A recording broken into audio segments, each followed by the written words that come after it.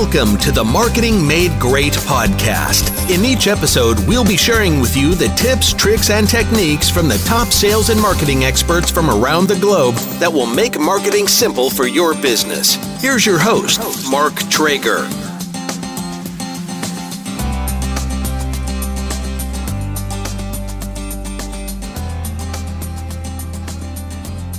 Susan, I'm real excited. I think I'm excited about you interviewing me.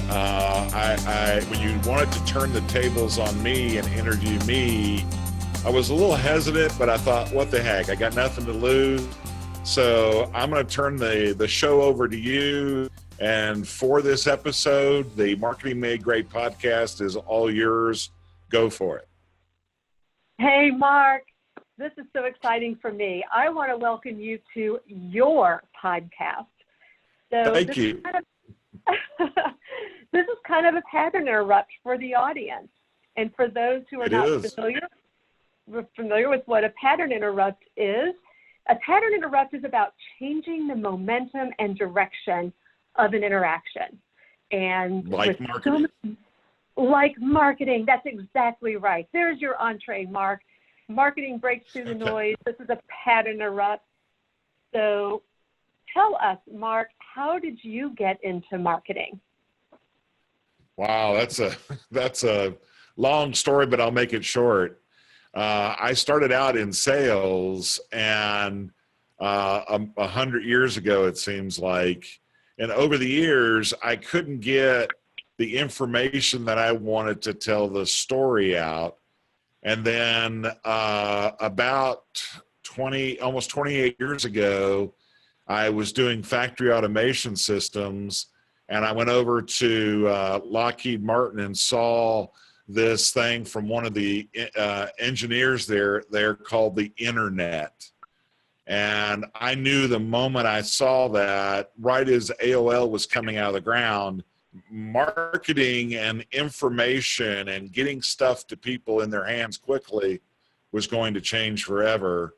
And back in 93, I built my first website.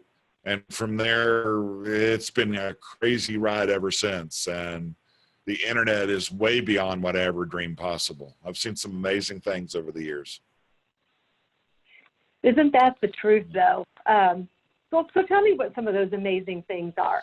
Well, I mean, we started out when I started my company, we started just doing websites, but over the years, we've seen things like internet television networks.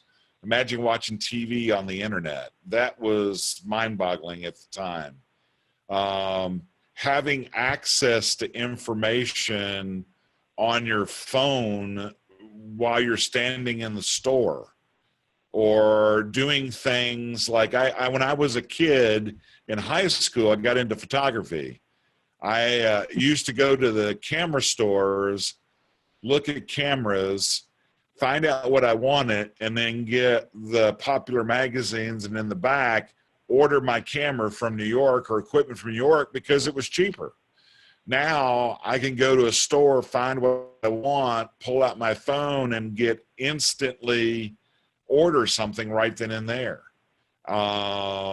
It's just the evolution of technology over the years has, I think, both confused business and also, too, has been a fantastic benefit. I mean, you think about it, the internet. There are, 4 billion people that are on the internet right now? You put up a website and you're instantly available to those 4 billion people for virtually free. That's the best deal in the world when it comes to marketing, in my opinion. 24/7. 24/7, and I can get an order from Japan as quickly just as I can from down the street from where my office is. That is just amazing to me, to see that evolution. So how do you feel like that has helped your business, or how it has helped you be able to help other businesses? That's a great question. I think over the years, from the things that we've been involved in as a company, you see different points of view and perspectives. You know, I think companies basically these days struggle telling people what it is they do or sell, not because they don't necessarily don't understand what they're doing, is they get caught up in that features and benefits. And really, that's not what it's about anymore. You know, I always refer to it as people really only want to know two things. What are you going to do for me? And how are you going to make me the superhero of my story, not yours? I don't care you got a mortgage or if you close my deal, you're going to win a sales contest or whatever. What are you going to do to help me? That's all they really care about nowadays. And how you communicate that has really gotten complicated when I really don't think it is anymore. It can be very simple. You know what? I think you're right, Mark. I think you're spot on. You know, sometimes we get caught up into making these messages so grandiose, and really it's just keep it simple, because you're right. People want to know when they hit your website, they don't want to spend a lot of time and a lot of brain power and a lot of energies and actually burn calories trying to find out if you're going to be able to help them. Right? They just know. Very true. And I like what you say about them, the superhero of the story. So there's always two questions I always ask a new potential client. One, can you describe your business in 12 words or less? And two, can you describe what you do in one quick 30-second commercial with no technology, no jargon, and no buzzwords? And every time they say, oh, sure. And then I go, well, that was really about 37 words. It wasn't, wasn't a 12 that I'm looking for. So I think whether it's us or whoever you use from a marketing perspective, messaging is key. I would agree with you. So do you think that's the single biggest marketing challenge that's facing a business today, or do you think there's something else? I think it's that. It's telling their story effectively. Making it simple. Don't make it complicated. A lot of businesses make the assumption that they already know a little bit about what it is you do, when honestly, they probably don't know anything. And again, what problems do you help me solve? And really, what can I expect if I use you? What are the results going to be from utilizing you? Just focusing on the results, not necessarily all the features and benefits. What's the outcome in my mind? Yeah, I think you're right. And, we're seeing as marketers, the modern buyer has just become so sophisticated and their expectations are higher, and they've done their research. And they're coming to your website. They're coming to maybe your social media platform, your Facebook page, whether it's a personal LinkedIn page or a company page, they're doing their research. Right. And you've got to be able to answer those questions. So you're spot on with simplifying the message, in my opinion. Then here's the thing too, in today's world, we're in the attention-driven economy.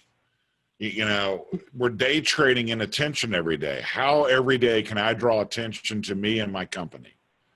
That's the battle I think we all are faced with, because there are choices. Going back to what you had said earlier, you had brought up that people are more educated. They understand a little bit better long before they even talk to you. And really what I think buyers are doing now, before they reach out and talk to you, they want to see you, they want to know you, and they want to hear you before they go, I can do business with that person. And what that does is I think that's the formula for trust. Hear, see, and know builds trust. I like that.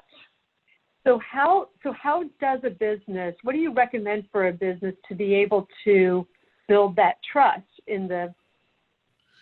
Well, I think there's a lot of ways to do that. Be willing to give away stuff for free, not the secret sauce, but stuff that'll help them, not always looking and expecting something in return. You know, the reason why I'm excited about the Marketing Made Great podcast is two reasons. One, I get to share a lot of great information with people that are very successful at marketing, and hopefully that information can translate to those businesses right away. And secondly, I get new ideas and new perspectives on ways that I can benefit and help my customers as well. So that's the exciting part of what I'm doing with this podcast, is I'm getting all kinds of great ideas that I can share with people. Well, and that also satisfies the here, aspect of building that trust. What about the C? How do you help the C part, that's a great question. The C part of that for me has been, I'm doing a lot more speaking engagements now. I've got several topics that I love to talk about, and one of them is, does your company speak prospect? Most companies don't speak prospect. They speak technicalese. Another one I talk about a lot is, what are the 11 and a half videos that every company needs in order to succeed? The video to me is a great way for somebody to see what it is you do. It could be a simple thing as a factory floor tour. It can be thinking about answering your FAQ questions with a short video. Or how about one that, here's how to do business with your company, and here's what an ideal customer looks like for X company. They can get to see the owners, the team that's there, and again, see if they are like or similar to what they are as well. So video to me is a great way for people to see you as a company, or being out there and speaking and whatever. Well, and we keep hearing that video is now the king of content. Right. Absolutely. How do you help companies implement video into their marketing strategies? Well, part of what I think is important is, what do you want to do with that video content? Because once it's up, it's there forever. Like, one of the things that we're about to do with the podcast here is we're going to launch the 2-Minute Tuesday marketing moment. And it's going to be posted on our Marketing Made Great podcast YouTube channel. It'll also be on here on the podcast. But what's going to be great about that is, for 2 minutes, 2-minute-ish, because I never can talk in 2 minutes, but no more than 10, every Tuesday morning at 5:30, you're going to get a little nugget of marketing that you can take with you and implement in your business right away, from a video strategy to marketing to social media, tools, tips, and techniques that, again, I think can help you grow your business. I as long as I've been in it, there's a lot of great things that are out there that don't have to cost a whole lot of money, but have a huge impact. Well, okay, first of all, I'm setting my alarm now on Tuesdays at 5:30 in the morning to be able to fix those. So you bring up, so what are some of these options in marketing that a company has? Which ones are the best? I mean, I know, so some of them, don't cost as much and some cost a lot more. How does a company know what to choose? Well, here's an interesting thing that happened to me recently. back in April, I was very fortunate to get an invite to Facebook for their new developer circles program. And honestly, I was a little hesitant because of all the controversy around social media and privacy and all that kind of stuff. But once I got out there, I really understood that there's a lot of really great technology that Facebook is developing that really has a huge impact on a business. I'll give you a good example. One of the things that has intrigued me is Messenger. Messenger can be implemented right on your homepage, that when somebody lands on your website, Messenger activates, and as long as they have a Facebook account, they can start interacting with you right away. I'll give you a good example. We have a client that within a month of putting Messenger on their homepage, he got notified on the golf course about somebody on his website that wanted to talk to him right away. Well, on the golf course, he closed a deal during the day. So I think he's decided to play more golf now because of it. But here's the interesting part about that.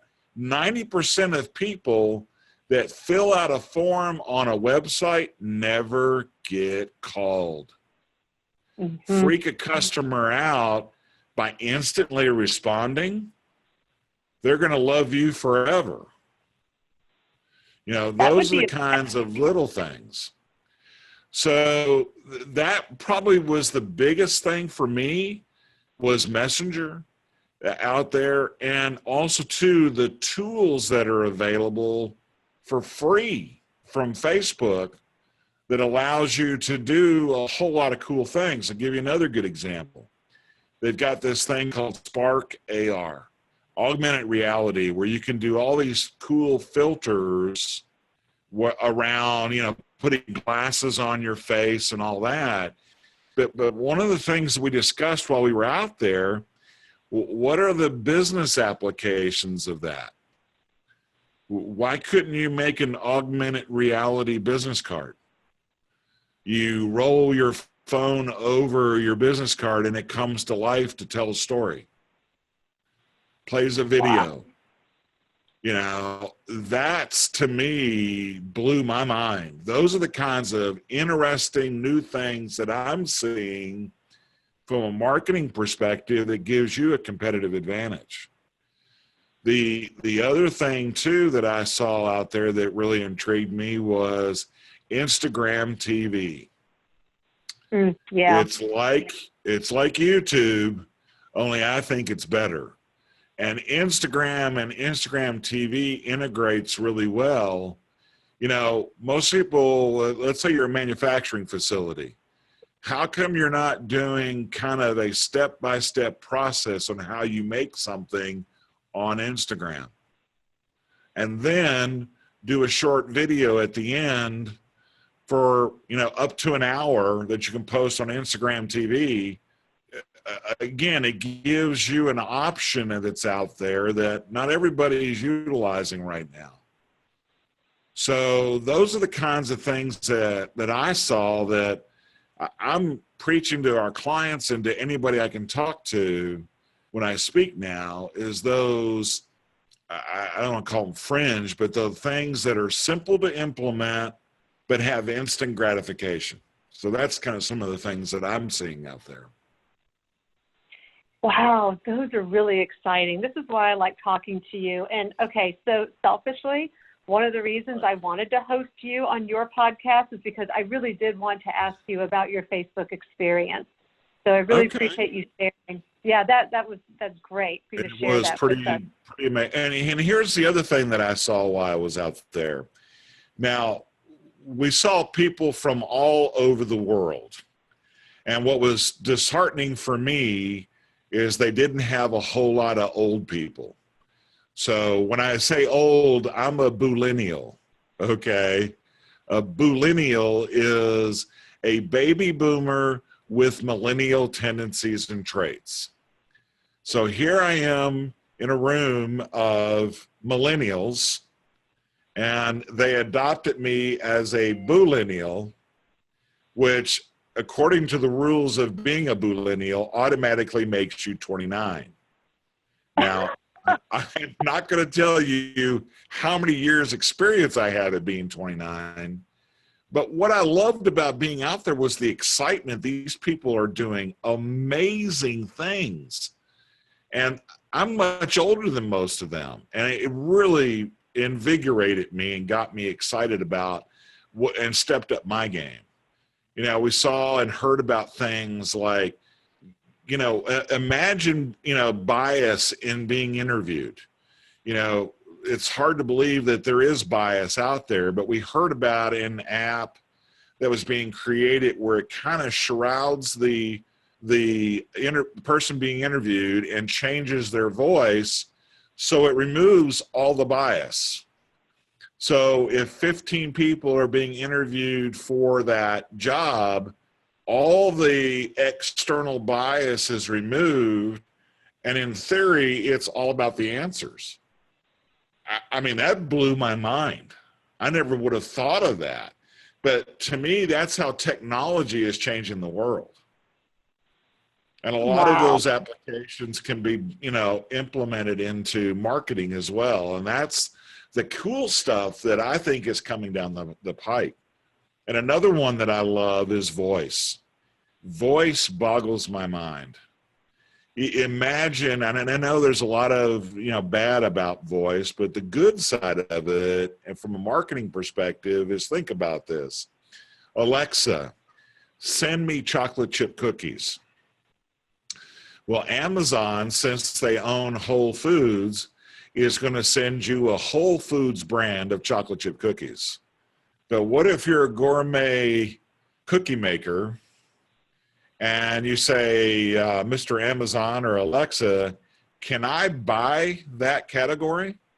So every time somebody says, send me chocolate chip cookies, not specifying a brand, it's my brand. Or Alexa, describe for me XYZ company. Who's going to control the voice? Are you going to be the one that answers?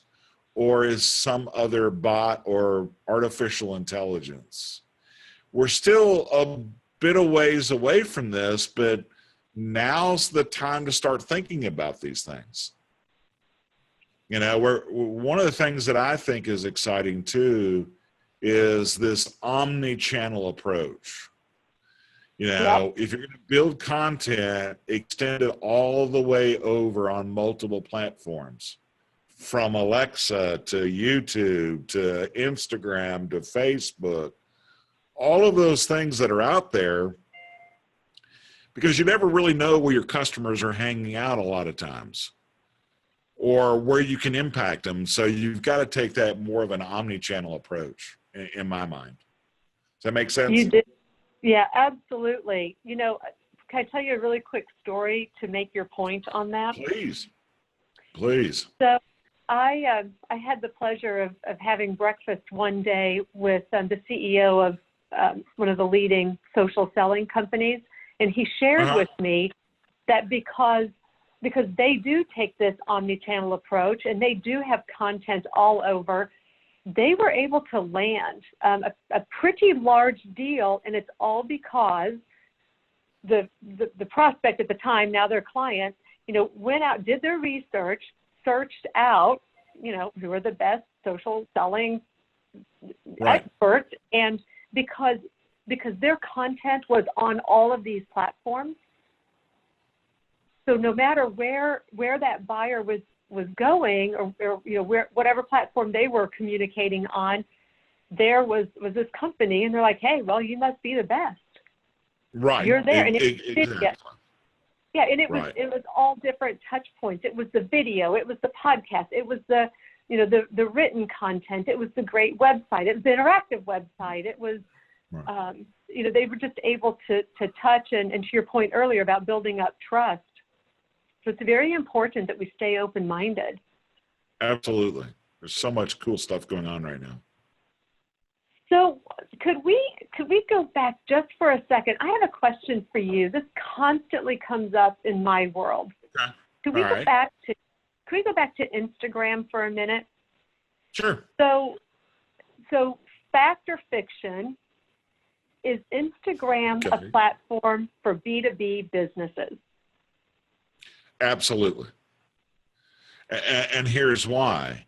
Because this is a platform that allows you to become human to the world.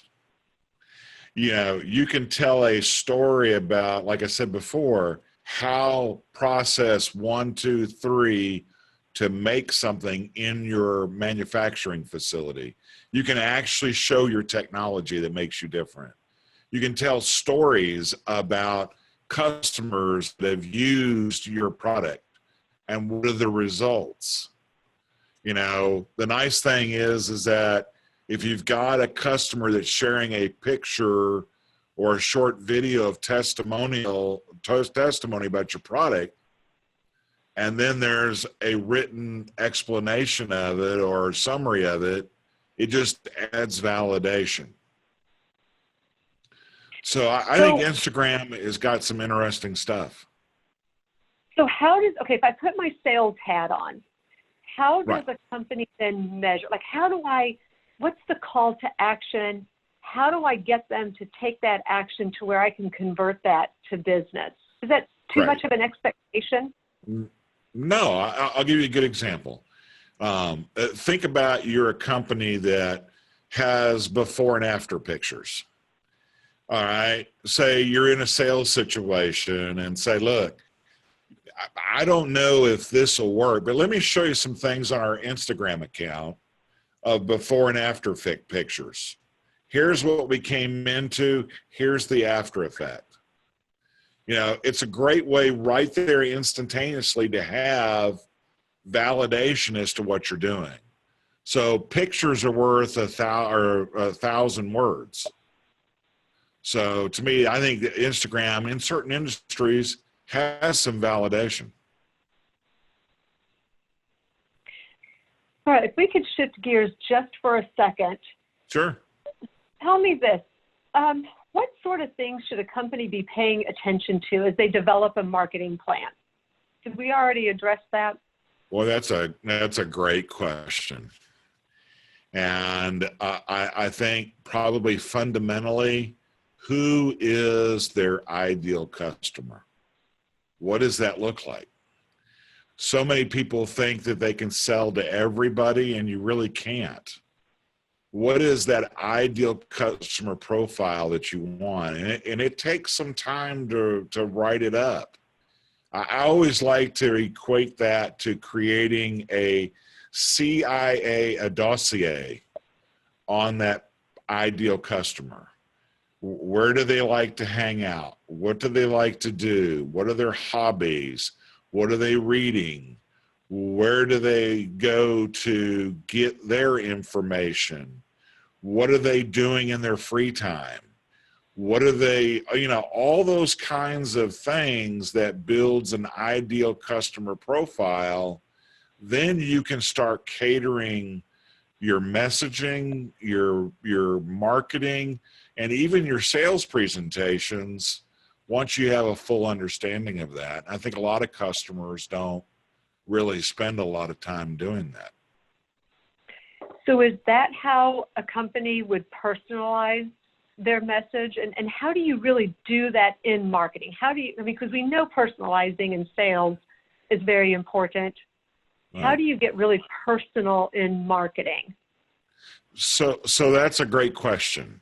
And I think fundamentally, a lot of companies don't start by doing what I call a brand storming session. Okay. Sit down for 90 minutes to 2 hours and imagine what the customer is looking at when they look in at you, and what are their issues, what are their pains, their problems. What do they want from a company? Sitting there and do a complete brainstorming session with truly a good marketing professional there to guide you through that process, because on the outcome, it can be huge. And I'll give you an example. We have a firearms company in Mississippi that we helped get on the startup phase. You know, they were making rifles, and in that marketplace, extremely competitive. Matter of fact, we were trying to talk them out of going into business until we did a brainstorming session. And we found out that what they're creating is a precision rifle. So what we came up with was a tagline: precision delivered downrange. So now by that simple tagline, we could build a story. So what we did is we told them, okay, every rifle that's made needs to go to the range at 100 yards. The first 3 bullets should hit within the 10 ring on the target. And you should ship the target and the shell casings with that rifle to validate that precision. That was a game changer. First, one of them said, well, what if it doesn't hit the 10 ring? Don't ship it. So, but again, that created a storyline that helped them validate that saying. Do you, as a company, you know, my question is, do you have that same kind of story to tell? A lot of them do. It's just a matter of how do you go about it. That's I think the dilemma a lot of companies are faced with right now. Marketing doesn't have to be complicated. It really should be simple, and it really is. It's not that complicated. So, Mark, how do you feel like sales and marketing organizations should align? That's a great question. Can they align? There's, well, I don't think there should be any delineation between it. You know, somebody I interviewed recently called marketing and sales smarketing. I think there should be a smarketing department. All right. Because to me, I think they're one and the same. You know, it's about making sure that you understand the customer's problem and you can effectively communicate that not only in the sales process, but in the marketing process that drives them to pick up the phone and call. So I think there needs to be more smarketing departments. I like that. Great. So you've talked about some really cool and fun, innovative things on the horizon. Anything else that companies need to be paying attention to, especially as we move into 2020? Well, here's what I think that a lot of companies should do is take whatever budget they have for marketing, take 5% of that and experiment. You know, go out, if you see something you think can benefit, just a few dollars in it and try it out. Sometimes you make a lot of times some of the best marketing happens by accident. So I think that's one thing that the support companies be willing to do, not willy-nilly and with intention, but do those kind of things, like voice. Voice search for websites is coming, whether you like it or not. You need to start experimenting with that now, or at least investigating it. So I think that's probably my biggest suggestion is get out there and look at marketing as an investment and start seeing what's out there, going to these events and shows and all that. So, Mark, put your consultant hat on for just a minute. I get this question a lot, and I'm sure you do as well. So with your consultant hat on, what percentage of gross revenue should a company be investing? Because I think that's really important. That's a mind shift and an attitude to think of marketing as an investment. what percentage of gross revenue should a company invest in marketing? In an ideal world, according to everything I've read from college to now, it's anywhere from 2.5% to 5% of gross sales.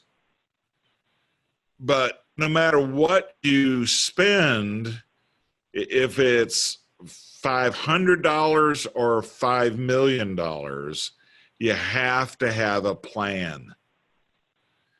It's mind-boggling to me when I sit down with new clients, from a $2 billion company down to a small company. Do you have a marketing plan for the next 90 days to a year? 90% of them say absolutely have no idea. So whatever you're going to invest, have a plan. It doesn't have to be extensive, multi-pages. I just like to see a bullet point of things they want to do, like social media, or I want to do a corporate video. They may not know how to do it, but it's on their plan to get done. So that's, to me, that's the key. Have a marketing plan in place. All right, so you brought up social media. Right. If that's part of should it be a part of a plan? Is it even effective anymore? Well, yeah. I mean, again, one of the things that I ran across from another fellow marketer that I love is this website called Sniply, snip.ly. And what I love about it is that as the marketing company or whatever, with over 5,000 different marketing options, what I want to make sure is if I see something I think is really innovative, I want to share that. So if I'm going to send a post to Facebook or Twitter or whatever, when they land on that link, I want something to remind them who got them there. And Sniply is amazing at that. So sharing, be willing to share, because, you know, people, one of the things I've always believed is there's about 12% of the world that will take your idea or suggestion and go out and do it without your help. I remember when we first started building websites back in the 90s, I always told him, I said, we want to give you as a parting gift a silver bullet, because if you try to do this on yourself, after about 100 hours, you'll lock and load and want to blow your brains out. And right before you pull the trigger, call us. And a lot of times that's what's great about going to hearing people speak about marketing, reading blogs, following people on podcasts, you know, all those kinds of things. Find a trusted advisor and listen and make suggestions, or they'll make suggestions and implement them. That's my recommendation. Mark, what are some of your trusted sources for marketing ideas and innovation? A book that changed my entire career, I would have to say, is Don Miller's Story Brand. Absolutely. It's mind-boggling.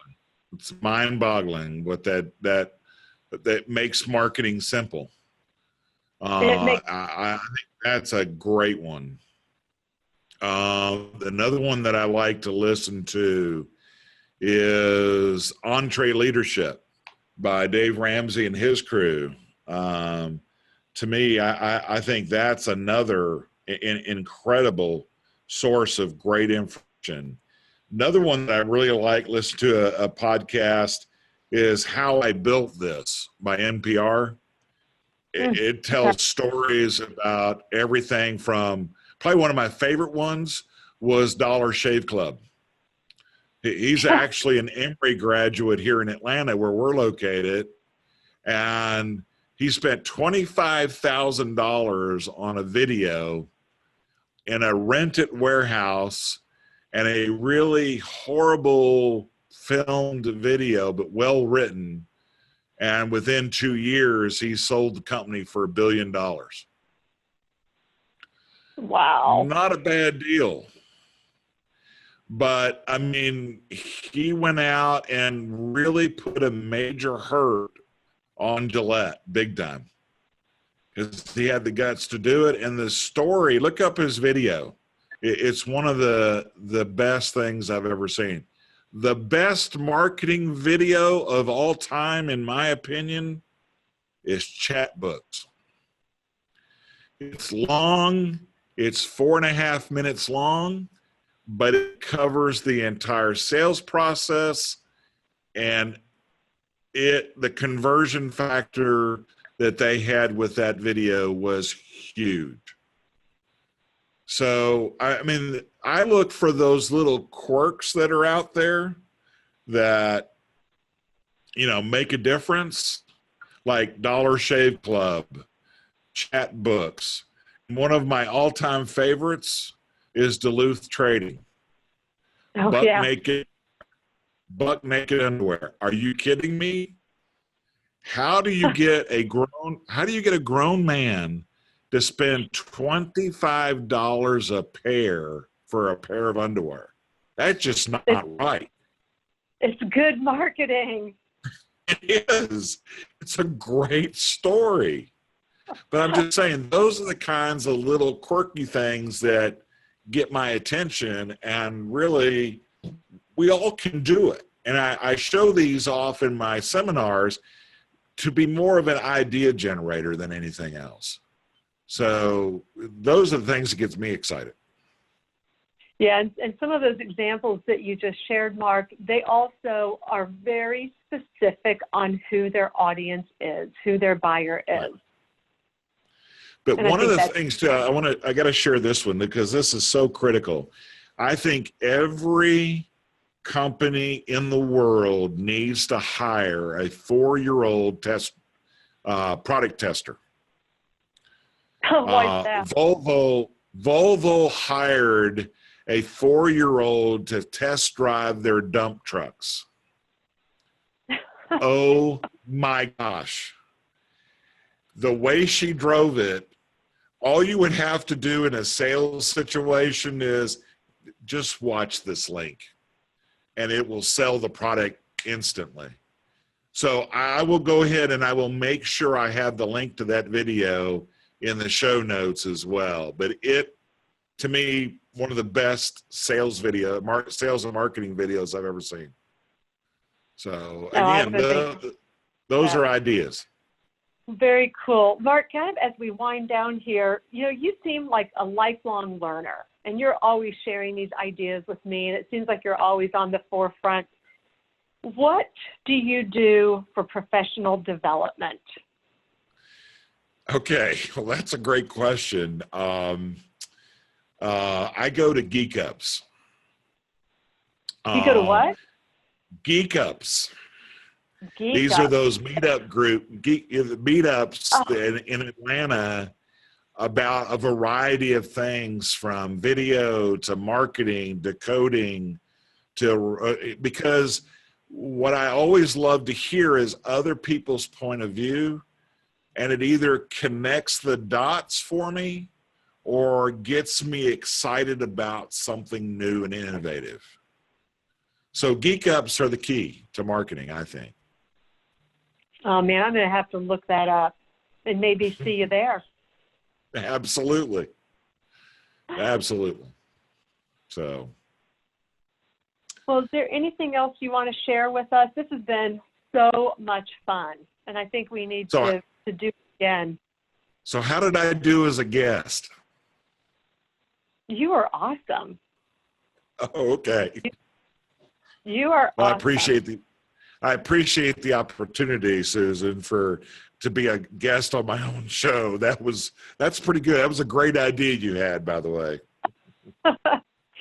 This has been fun. Are we still recording? Yes, we are. We're still recording, but I want you to go ahead and sign us out, and we'll call it quits. All right. Well, Mark, thank you so much for letting us turn the tables on you and putting you in the hot seat for a change. And this has been a lot of fun for me. I hope I get to come on and be a host again and interview you, especially as you find more ideas from your Geek Ups and, all of the things you're doing with the Facebook group. And, would love to hear you share some more of your marketing tips with all of us. So pretty good. So stay tuned. The 2-Minute Tuesdays are coming right around the corner. So we'll share more with you. Susan, thanks so much for being the guest host today. And you did a fantastic job. Thank you so much for listening to this week's episode of the Marketing Made Great podcast. If you want more details about today's show and the resources mentioned, go to www.csmediagroup.com/podcast. Please be sure to send us your comments about the show and follow the link in the show notes to give us your suggestions for future show topics. With your help, we'll continue to only get better. Now, you can contact us directly with your topics at podcasttopics@csmediagroup.com as well if you'd like.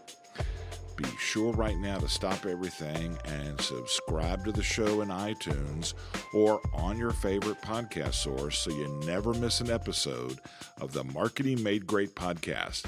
While you're there, write us a positive review if you like the show. Also, we're going to ask that you spread the word to your friends about this podcast by visiting us on Facebook, Twitter, LinkedIn, and Instagram with all your comments. Now, when you're posting, be sure to use our hashtag #MarketingMadeGreat when posting so we can add to the discussion online and all the social media platforms. Now, our show is produced in our studios located in Atlanta, Georgia's premier business accelerator, Atlanta Tech Park. I'm your host, Mark Treager, and I want to thank you so much again for taking the time to listen to this week's episode of the Marketing Made Great podcast. Thanks for listening. We hope you enjoyed the show.